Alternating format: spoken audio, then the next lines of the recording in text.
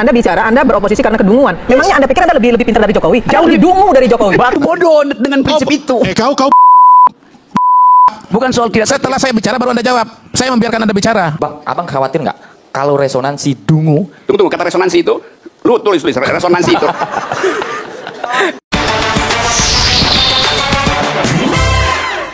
Itu. Nah, STM ini adalah koagulan. Ditulis supaya gampang dia. Marah nih. Jadi STM ini jadi koagulan dari seluruh kecerdasan oposisi itu. Jadi kalau ditanya siapa yang paling cerdas di antara mereka itu, ya anak STM. Karena dia mampu untuk mendefinisikan situasi hanya dengan melihat cover majalah Tempo. Dia udah ngerti semiotik dari kecurangan dan segala macam yang bohong. Dia nggak perlu baca Tempo. Nanti ada menteri bilang, Anda baca Tempo STM. Kami nggak perlu baca Tempo. Kami tahu apa artinya Pinocchio itu.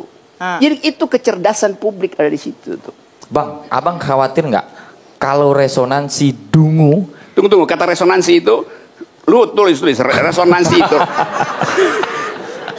Nah, ini yang pengen saya tanyakan. Masih dendam. Kata-kata dungu ini, apakah resonansinya itu tidak penghakiman, Bang? Ada ego intelektual. Jadi saya coba membela Bang Ruhut ini dari tadi dihakimi terus kan kira-kira begitu. Oke, jadi Anda berupaya untuk membela dia sambil menjadi devil's advocate saya, advocatus diaboli. Tahu artinya? Advocatus diaboli. Itu bahasa hukum Ruhut itu. Nggak pernah punya kompilasi. Ngomong aja. Saya kebetulan lawyer papan atas. Jadi jangan kau ajari ikan berenang. Ngomong aja. Ayo gitu. Silakan. Ngomong aja. Ada lawyer paling tinggi di dalam taraf intelektual namanya Richard Posner. Dia menulis buku tentang economic analysis of law. Jadi acuan seluruh dunia. 13 kali terbit. Dan dia adalah hakim agung di Amerika Serikat. Itu diucapkan juga oleh beliau. Jadi kalau Anda nggak ngerti Richard Posner, Anda bilang Anda lawyer papan atas, bagi Richard Posner Anda itu papan yang paling dangkal itu. aja, Rocky. Jangan kau bodohin terus masyarakat ini. Saya cuma bodohin. Buktikan. Mereka tidak mungkin saya bodohin. Mereka tonton kebodohanmu. Oh enggak. Saya ngomong dengan fakta dan bukti yang valid. Anda ngomong dengan opini dan framing yang nggak benar buat bangsa ini. Ini metodologi. Oke, kita beri kesempatan loh. Silakan Rocky, silakan Rocky. Jangan dipotong dulu, silakan. Di dalam metodologi ada prinsip parsimoni, itu cara berpikir. Hoax itu, bagaimana? Pengetahuanmu tentang metodologi -7 tuh. You nggak ngerti metodologi, bagaimana saya mau ajak kamu berpikir kalau prinsip berpikir you nggak tahu. Nah, inilah Anda merendahkan orang seperti Anies kemarin kasih 11 poin ke Pak Prabowo. Pak Prabowo jadi presiden. Saya tidak merendahkan, saya merendahkan kemampuanmu berpikir. Manusia yang tukang merendahkan orang ini satu ini.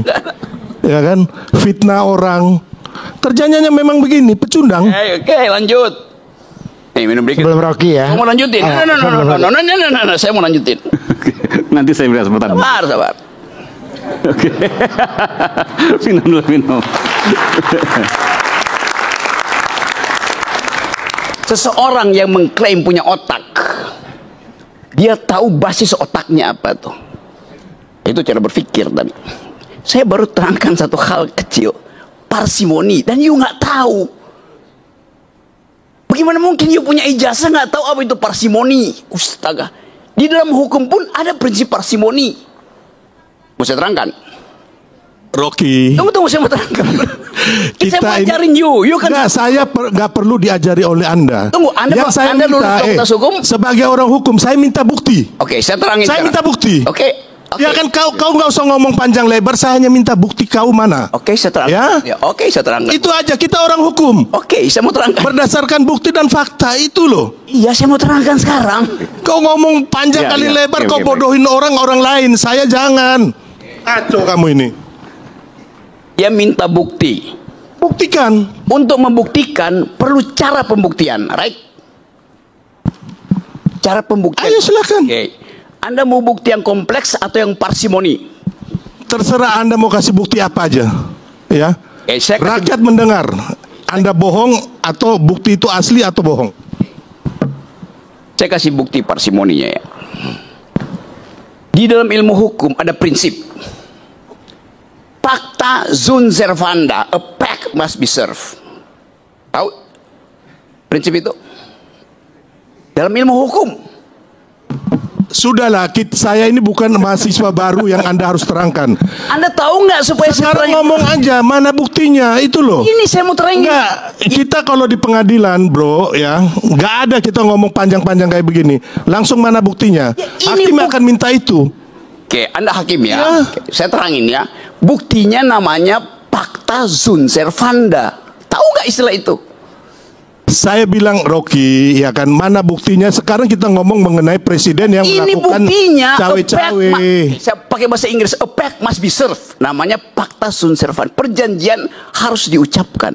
Mana pasal pidana berapa yang presiden itu lakukan? Anda ini ngomong apa Anda ini?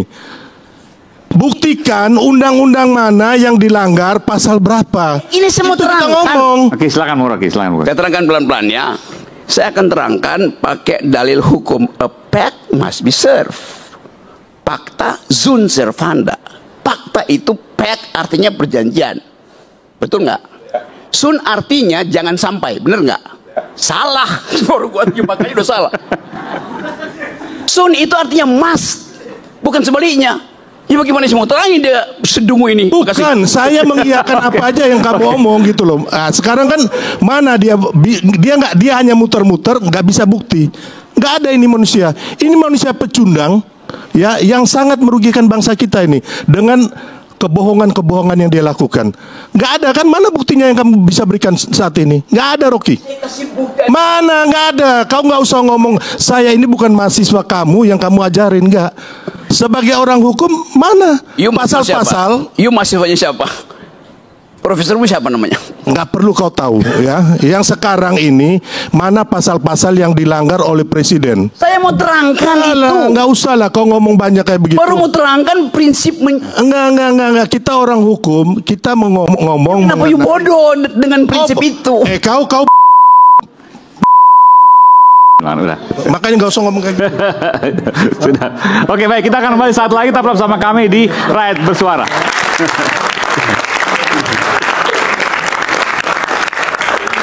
Ini Oke. Bung Rocky nggak tahu ya kalau mereka sebenarnya nggak konsisten. Siapa? Gerindra Gerindra nggak konsisten. kan Anda kan dukung dia, mereka mati-matian. Nah, Sekarang saya tidak tahu, mendukung Gerindra. Kan tahu Gimana tuh. saya mendukung Gerindra? Lah terus dukung siapa? Saya dukung diri saya sendiri. Saya dukung pikiran saya. Gini saya terangin ya. Prabowo kemarin. Gimana mau dukung Oke, saya terangin pikiran ya. Anda? Karena Anda itu saya kan bukan siapa-siapa, Karena itu Bos. saya terangin. Karena saya memang bukan siapa-siapa. Justru karena itu saya tidak mendukung siapa-siapa. Karena saya bukan siapa-siapa itu. Enggak bisa begitu. Posisinya Anda mendukung Gerindra. Sekarang saya terangin Publik ya. di seluruh Indonesia Oke, tahu. sekarang Jadi nggak bisa juga Anda katakan bahwa Anda mendukung diri Anda sendiri. saya Anda ngaku bukan nanti. siapa-siapa. Sekarang saya mau akui itu setelah keterangan saya. Dengar dulu ya. Saya mengajukan judicial review ke Mahkamah Konstitusi karena saya nggak setuju Jokowi versus Prabowo. Jadi dari awal posisi etis saya adalah tidak terhadap dua ini karena tidak cukup buat demokrasi. Poin itu pertama dulu ya. Karena itu saya beroposisi itu. Saya beroposisi pada Jokowi dengan dasar membatalkan kedunguan. Prabowo beroposisi dengan maksud memperoleh kekuasaan. Lain motifnya. Jadi saya nggak mendukung Gerindra. Bagaimana caranya coba?